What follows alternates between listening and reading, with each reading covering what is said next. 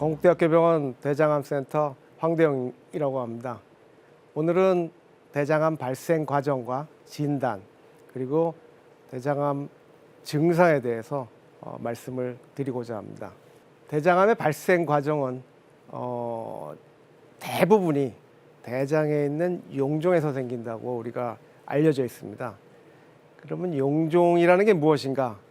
한자로 얘기하자면 용자는 풀이라는 풀초변에 이제 귀자입니다. 귀에 뿔이 난 거죠. 예, 그래서 우리가 노경이라고 할 때 그 용자 사슴뿔이죠. 그러니까 그 용자에다가 종양의 종자. 그래서 튀어나온 종양이라는 뜻의 이제 말이 용종입니다. 그래서 점막이 튀어나온 것을 다 용종이라고 우리가 얘기를 합니다. 용종은 다 튀어나온 걸 다 용종이라 그러기 때문에 이 용종 중에 이제 어떤 성질을 갖고 있느냐가 대장암으로 갈 것이냐 안 갈 것이냐를 이제 결정을 한다고 여러분들이 생각을 하시면 되겠습니다. 쉽게 얘기하면 우리가 술 마신 분들이 술 먹고 나서 배탈 나서 대장 내시경 해보면은 장이 이렇게 용종처럼 볼록볼록 다 튀어나와 있는데 그것도 다 용종입니다, 사실은. 그런데 조직 검사를 해보면 이제 염증으로 나오니까 요거는 사실 암으로 가는 용종은 아니겠죠. 그래서 이런 용종에서 결국은 대장암이 발생을 하는 건데 그러면 대장 용종의 그러면 성격에 따라서 어떤 용종들이 있는지 한번 살펴보겠습니다. 가장 중요한 게 이제 선종이라고 하는데 이게 참 말이 계속 좀 한자가 나와서 그렇습니다만은 선종이라고 하는 선은 샘선자입니다. 그러니까 샘물이라는 얘기죠. 왜 샘이라 그랬냐면 현미경으로 들여다보면은 이게 샘 모양으로 되어 있기 때문에 또 둥그렇게 샘 모양으로 되어 있기 때문에 우리가 그걸 이제 선종이라는 말을 쓰게 되고요. 선종에도 여러 가지 형태가 있는데 이제 뭐 관상성종, 관상에다가 육모가 섞인 걸 관상육모성 선종. 그다음에 이제 약간 이제 나중에 보여드리겠지만 컬리플라워 같이 꽃 양배추처럼 이제 겉 표면이 우툴부툴한 걸 육모성 선종 이렇게 이제 표현을 하게 됩니다. 그래서 이 육모성 선종이나 관상육모성 선종, 관상성종 이렇게 이제 세 가지로 우리가 선종을 나누게 되어 있고요. 그 외에 이제 용종 중에 종양성 용종은 뭐 근육에서 생긴 평활근종이라든지 아까 말씀드린 지방종이라든지 그다음에 이제 가끔씩 질문들이 많이 나오는 이제 유암종이라고 하는 신경 내분비 종양이 있겠습니다. 이게 이제 다 종양성 종양이 되겠고요. 처음에 말씀드린 대로 이게 종양이지만 종양의 성질을 안 띈 가짜들이 있습니다. 그게 이제 염증성 종양 이런 것들이 있고 과호종이라고 하는 또 특이한 형의 우리 몸에 이제 태생기 때부터 나온 그런 세포들이 만든 그런 또 용종도 있겠습니다. 그다음에 이제 증식성 용종이라고 하는 게 있는데 요거는 암으로 변하는 용종은 아닙니다. 현미경으로 봤을 때 얘기인데 근데 그중에 이제 이 평평하면서 톱니 모양을 가진 그런 또 성질의 용종들이 있을 수 있고 그런 용종들을 갖다가 우리가 이제 그 톱니 모양의 이제 용종이라고 하는데 톱니 모양의 이 용종일 경우는 이제 또 이것도 암의 성질을 띌 수 있는 그런 이제 그런 용종이라고 보시면 되겠습니다. 어쨌든 우리가 제일 중요시하고 알아봐야 될 것은 바로 처음에 말씀드린 선종. 선종이 대장암의 전전 단계라고 보시면 되겠습니다. 네, 그래서 대장암의 90%는 바로 이 대장 선종에서 발생을 한다. 그럼 나머지 한 10%는 어떻게 생기느냐? 이런 선종의 단계가 없이 그냥 대장 점막에서 바로 암으로 생기는 경우가 한 10% 정도 됩니다. 그래서 대장암은 어쨌든 이 대장 선종에서 대부분이 생기기 때문에 이 대장 선종에 대해서 이제 우리가 좀 알아볼 필요가 있습니다. 그래서 대장 선종에서 대장암이 발생한다는 증거는 굉장히 많이 있습니다. 그중에도 특히 대장암 환자의 약 30%는 이제 이런 선종을 갖고 있다는 그런 근거가 있고요. 이 선종의 크기가 커질수록 암으로 변할 기회가 커진다는 것도 한 가지 증거가 되겠습니다. 그다음 대장암 조직 자체도 대장 선종 조직이 같이 섞여 있는 경우들이 꽤 있습니다. 그 얘기는 선종에서 결국 대장암으로 갔다는 이제 간접적인 증거가 되겠죠. 그래서 대장암 빈도가 높은 그룹에서 또 대장 선종의 빈도도 높다는 거. 그다음 대장 선종이 있는 그룹에서 대장 선종이 없는 그룹보다 대장암 발생 빈도가 높다. 그다음에 대장암의 가장 흔한 연령은 아까 60대라고 지난번에 말씀을 이제 드렸는데 대장 선종의 최다 빈도 연령은 그거보다 10년 아래, 즉 50대가 되겠습니다. 선종에서 대장암으로 변하는데 간접적으로 이 증거에 따르면 한 10년 정도가 걸리는 게 아닐까 이렇게 이제 추정을 해볼 수가 있겠습니다. 그리고 이제 유전병 중에 하나인 가족성 대장 용종증 환자에서는 대장 선종이 그냥 두면 100% 이건 암으로 가기 때문에 이것도 역시 선종에서 대장암으로 발생한다는 하나의 아주 좋은 증거가 되겠습니다. 자, 대장 선종에 그러면 어떤 경우에서 암이 더 잘 발생을 할까를 이제 한번 살펴보겠습니다. 대장 선종 중에도 이제 크기가 커지면은 암의 발생 빈도가 더 커진다고 되어 있습니다. 그래서 선종의 크기가 커질수록 그 다음에 모양이 아까 말씀드린 그 육모성이라고 하는 거는 이제 그 꽃 양배추처럼 거칠거칠하게 이제 보일수록 그럴수록 대장암으로 갈 확률이 높다. 그래서 우리가 관상 선종보다는 육모성 선종으로 갈수록 일단 크기가 커질수록 이 선종은 대장암으로 갈 확률이 높다. 이렇게 얘기를 하고 있습니다.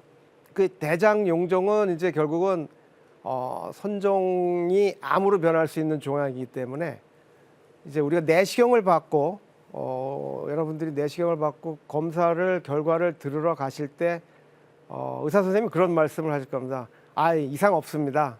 문제가 없습니다. 라고 얘기를 하시는데 그럴 때 하나 질문을 던져주시면 굉장히 그 다음 진료하는데 다른 데 가서 또 진료 받으실 때 도움이 될 수가 있습니다. 뭐냐 하면 자, 이번에 뭘 띄셨는데 괜찮습니까? 그러면 의사 선생님은 그냥 괜찮다고 얘기를 하겠죠. 근데 그렇게 물어보시고 난 뒤에 이거 그냥 두면 암으로 갈까요? 라고 한번 꼭 물어보시면은 답이 좀 더 정확하게 나옵니다. 이거 그냥 놔두면 암으로 갔을까요? 했을 때 그 의사 선생님께서 암으로 갈 수도 있습니다라고 하면 이거는 선종인 거거든요. 그러면은 최소한 그 다음에는 또 해봐야 된다는 얘기가 됩니다. 그러니까 여러분들이 내시경 받으시고 괜찮습니다라고 해서 그냥 만세하고 나오실 게 아니라 이게 암으로 갈 수 있는 혹이었는지 아니었는지를 반드시 여쭤보면 그 다음에 다른 병원에 갔었을 때 그 얘기를 해주시면 그 다음 선생님도 이게 작년에 뭐가 있었구나라고 판단을 할 수가 있는 거거든요. 네, 그래서 그 부분을 일반 분들이 이제 대장 내시경 받고 난 다음에 꼭 확인을 해보셔야 될 필요가 있겠습니다. 다음은 이제 대장 그래서 용종을 제거하는 방법인데요. 뭐 조그만 혹들은 우리가 이제 그냥 이렇게 포셉이라 그래갖고 집게 같은 걸로 그냥 내시경 하다 이렇게 떼어낼 수가 있습니다. 그래서 보통 내시경 하는 선생님들이 한 3mm 이하 정도는 그냥 집게로 이렇게 띄어도 크게 문제가 안 된다라고 얘기해서 이제 띄시는데 그거보다 커지면 3mm보다 더 커지고 5mm, 뭐 6mm, 1cm 이런 식으로 되게 되면은 결국은 그냥 잡아떼다가는 어떤 일이 벌어질까요? 구멍이 나겠죠. 예. 왜냐하면 대장 두께가 한 3mm에서 5mm밖에 안 됩니다. 굉장히 얇기 때문에 이 집게 같은 걸로 확 잡아떼다가 잘못하면 구멍이 날 수가 있거든요. 그래서 그런 경우에는 이제 우리가 용종 절제술이라 그래갖고 용종 밑에다가 약물을 집어넣고 약간 불린 뒤에 그 다음에 올가미를 씌워서 띄던지 그 전기 칼이라는 게 있습니다. 이게 전기 칼이라는 게 이제 하는 걸 보면은 약간 회 뜰 때 이렇게 그 뜨는 것처럼 이렇게 쫙 포를 뜨듯이 띄어내는 거거든요.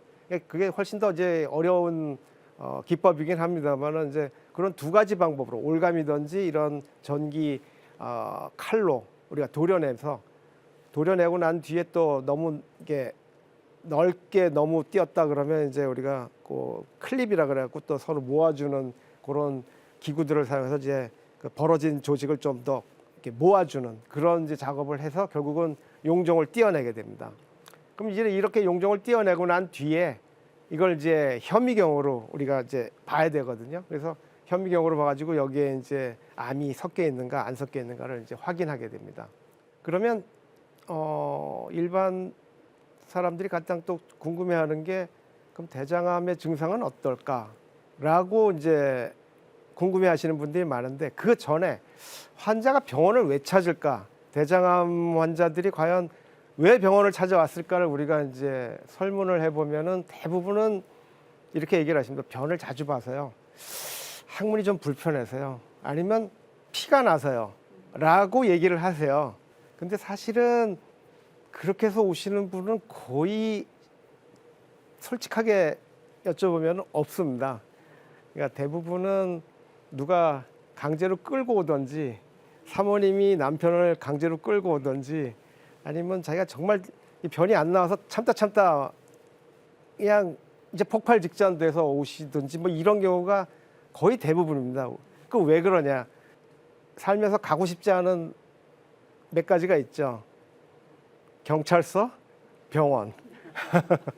예, 경찰서하고 병원은 뭐 평소에 별로 가고 싶지 않은 데입니다. 그래서 사실은 왜 그러면 이렇게 대장암 환자분들이 왜 남의 손에 끌려서 강제적으로 오게 될까?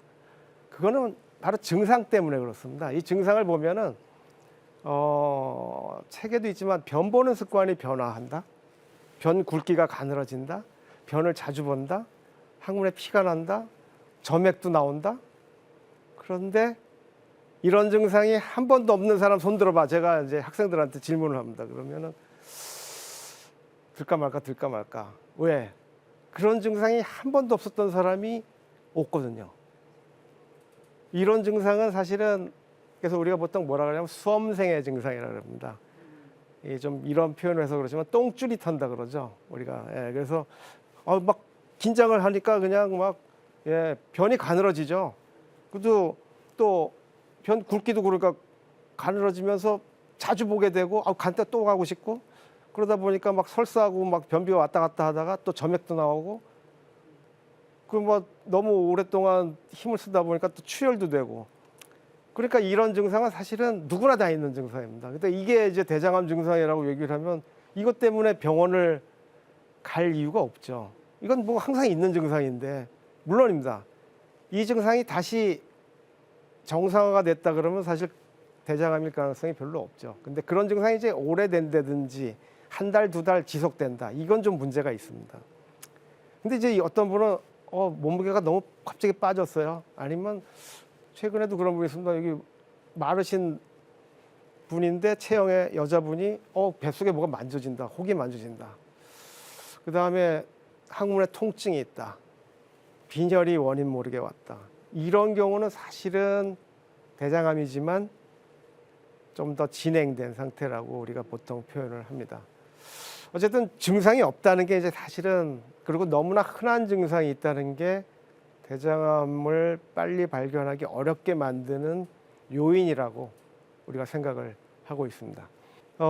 교과서에 보면 이제 대장암의 부위별 증상, 첫 시간에 말씀드렸지만 대장암이 대장의 구조가 이 구불결장으로 갈수록 작아지기 때문에 또 변도 가면서 굵어지면서 이 딱딱해지니까 이쪽은 증상이 이제 막힌 증상이 많이 나올 거고요. 오른쪽은 그냥 워낙 넓고 변도 묽다 보니까 그냥 뭐가 만져지기 전까지는 증상이 별로 나타날 게 없고요. 항문 쪽에 가까이 갈수록 변이 가늘어지고 출혈도 나고 이럴 수 있습니다. 그런데 대장암의 빈도를 보면은 처음에 해부학 구조를 말씀드릴 때 직장이 몇 센티미터라고 말씀드렸죠? 15cm. 15cm 내에 거의 대장암의 반수가 생깁니다. 결국 직장암이 거의 대장암의 반이라고 보시면 돼요. 나머지 반이 이제 이 구불결장에서 생기고요. 그 나머지 반이 또 오른쪽 장에서 생깁니다. 그러니까 이제 결국은 이걸 설명할 때는 대장에 있는 변 자체가 발암 물질을 머금은 그런 것이라고 판단을 해서 얘가 농도가 진해지고 굳어질수록 결국 항문 쪽에 가까이 간 쪽이 그렇게 되겠죠. 그러니까 그만큼 발암 물질에 더 많이 노출되는 쪽이 많이 생길 거다라는 이론을 이제 뒷받침하는 근거라고 할 수 있겠습니다. 그래서 대장암이 많이 생기는 곳은 이제 항문에 가까운 쪽이다. 이제 이렇게 보통 얘기를 합니다. 그러면 대장암 진단은 어떻게 내리느냐?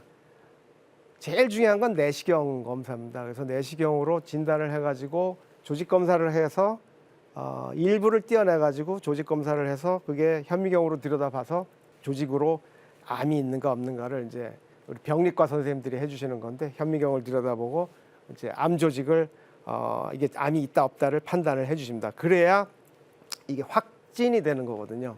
대장암이 확실하다라는 걸 이제 조직 검사를 통해서 이제 알 수가 있습니다. 근데 대장 이 암세포가 발견이 되면은 환자분들은 이제 마음이 급해져서 바로 질문하시는 게 그럼 나는 얼마나 진행이 됐습니까? 근데 진행이 된 거는 이제 이거 갖고 아는 건 아니고요. 이제 다른 검사들을 해봐야 됩니다. 그래서 이제 다른 검사들을 해보면은 다른 데로 퍼졌는지, 그 다음에 이 혹이 얼마나 이제 큰지 이런 것들을 이제 알 수가 있습니다. 그래서 대표적인 게 가장 잘 아시는 게 CT 검사죠. 그래서 복부 CT, 골반 합쳐서 이제 복부 골반 CT와 흉부 CT 이런 걸 찍어보면 이제 왜냐하면 대장암이 제일 잘 가는 장기, 전이가 잘 되는 장기가 간, 그 다음에 폐거든요. 그러니까 이제 그쪽을 먼저 이제 훑어보고 그 다음에 혹이 어디에 있는가도 보고 그 혹 주위에 림프절들이 부어 있는지도 확인을 해야 됩니다. 그리고 간에 조금 이상하게 보인다고 하면 이제 간에 MRI를 찍으면 간 CT보다는 조금 더 정확성을 알 수도 있고요. 펫 CT라고 해서 이제 종양에 있는 부분이 진하게 나오는 그런 걸 이용한 펫 CT 검사를 해서 또 다른 부위 그 외 부위에라든지 이런 곳에 또 없는지 확인도 해보고 이런 여러 가지를 검사를 해서 다른 부위 있는지 여부를 이제 확인하게 되겠습니다. 이제 드물지만 머리로 가는 경우도 있고 뼈로 가는 수도 있습니다. 그래서 이런 경우에는 이제 그에 맞춰서 뭐 머리에 CT라든지 MRI 또 뼈로 가면은 뼈 주사라든지 그러니까 본 스캔이라 그러는데 뼈 주사 검사와 또 척추 MRI 이런 것들을 이제 해보면은 우리가 대장암이 어느 정도 번져 있는지를 알 수가 있겠습니다. 이런 검사들을 하고 난 뒤에 이제 수술을 계획하는 경우에는 이제 기존에 질병이 있는지 없는지라든지 그다음에 이제 드시는 약이 뭔지 복용하는 약에 대한 것들 특히 뭐 혈전 방지약이라든지 스테로이드, 갑상선 약 등 이런 것들은 이제 미리 얘기를 해주셔야 이제 우리가 수술 전에 다 이제 준비를 해갖고 약을 드실 건지 중단할 건지를 결정을 해드리겠습니다. 네, 그래서 오늘은 그 대장암의 그 발생 과정하고 진단에 대해서 이제 말씀을 드렸는데요. 그래서 대장 진단의 가장 중요한 거는 대장 내시경으로 조직 검사를 하는 것이다. 조직 검사를 하고 나서 그 병이 퍼진 거를 아는 방법은 영상 검사, 그러니까 CT, MRI, PET 이런 검사들을 통해서 암이 어느 정도 진행됐는가를 우리가 판단을 하고 그 판단을 한 뒤에 이분은 어떤 치료로 할 것인지 그런 부분을 이제 우리가 결정하게 되겠습니다. 추가로 말씀을 드리면은 이제 암세포도 아까 현미경으로 봤는데 암세포도 악성도가 아주 악성도가 높은 암도 있고 그러니까 세포 모양이 악성도가 좀 중간치도 있고 악성도가 좀 덜한 이렇게 현미경으로 보면 여러 가지 단계가 있는데요. 그런 악성도에 따라서 현미경으로 보게 되면은 이분은 세포 모양이 조금 더 독한 놈이구나. 우리 쉽게 얘기해서 좀 덜 독한 놈이구나. 이런 거를 이제 구분할 수 있게 되겠습니다.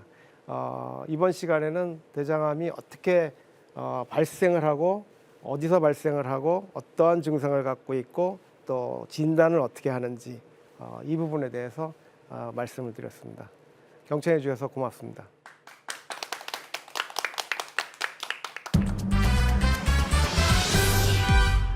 오늘 두 번째 강연도 정말 잘 들었습니다. 고맙습니다. 네, 오늘은요 이렇게 대장암의 발생 과정, 진단, 또 증상에 대해서 쉽고 자세하게 알아보는 시간 가졌는데요.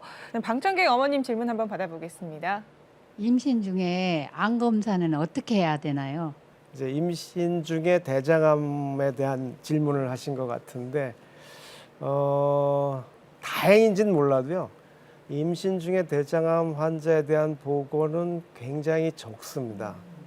만약에 임신을 하고 있는 상태에서 대장암 검사를 좀 받아야 될 것 같은데라고 했을 때는 어떻게 할 건가? 이게 사실은 이제 가이드라인이 있는 건 아닙니다만 여태까지 나온 이제 자료들을 종합해서 보면은 다행스럽게도 거의 80% 이상이 다 직장암 쪽에 생긴다고 되어 있어요. 임신한 경우에 대장암의 경우를 보면 방사선이라든지 이런 거에 어떤 그 뭐랄까 손해를 안 보고 우리가 할 수 있는 가장 쉬운 방법은 이제 직장 수지 검사라 그래갖고 이 대장 전문하는 사람들의 직장 수지 검사와 그다음 초음파 이런 걸 통해 가지고 우리가 진단을 내릴 수 있다 이렇게 되어 있습니다. 근데 물론 임신했을 때는 이제 뭐 20주 전후로 이제 20주 전에는 뭐 대장암 치료를 먼저 하고 20주가 넘어가면 뭐 아기 날 때까지 기다려서 한다 뭐 이런 이제 가이드라인도 있지만은 지금 임신할 때는 이제 검사 자체가 용이하지 않기 때문에 첫 번째는 어쨌든 그런 경우가 많지 않다는 게 다행인 거고요. 두 번째는 지금 말씀드린 대로 이제 좀 그 태아에도 해가 안 가고 산모에도 해가 안 가는 방법을 택해서 검사를 해라 이렇게 되어 있습니다. 네, 이렇게 명쾌한 질문에 대답도 주셨는데요. 강연하신 내용 중에서 시청자 여러분들께서 꼭 기억하면 좋을 한 가지 어떤 게 있을까요? 네, 아까도 말씀을 드렸지만은 대장암의 증상으로 내가 병원을 찾겠다라는 생각은 버리시는 게 좋겠습니다. 왜냐하면 증상으로 이미 올 때는 많이 진행돼서 오는 경우들이 많기 때문에 참다 오시지 말고요. 그러니까 대장암의 증상은 굉장히 모호하고 여러분들이 평상시에 느끼는 모든 증상하고 다 연관이 다 관계가 있고 대부분은 아닐 가능성이 높은데 그런 증상이 예를 들어 한두 달씩 간다라고 했을 때는 검사를 받는 게 좋습니다. 그러니까 물론 진찰과 검사인데 이제 검사는 말씀드린 대로 이제 가장 정확한 거는 이제 대장 내시경 검사를 받아야 되겠죠. 그래서 증상에 너무 의존하지 마시고 검진으로 대장 내시경 검사를 받아볼 거를 저희는 추천드립니다. 네, 다음 시간에도 어떤 유익한 내용이 저희를 기다리고 있을지 기대가 되는데요. 살짝 예고해 주실 수 있나요? 예, 다음 시간은 이제 대장암의 제일 중요한 부분이 이제 치료에 대해서 말씀을 드리고자 합니다. 특히 이제 치료 중에도 대장암은 수술이 제일 중요하기 때문에 수술에 관련된 말씀을 드리도록 하겠습니다. 네, 다음 시간에 대장암 치료법에 대해서 강연 주신다고 하셨습니다. 함께해 주신 시청자 여러분 고맙습니다. 오늘도 주님 안에서 승리하는 하루, 건강한 하루 보내시고요. 저희는 다음 시간에 인사드리겠습니다. 감사합니다.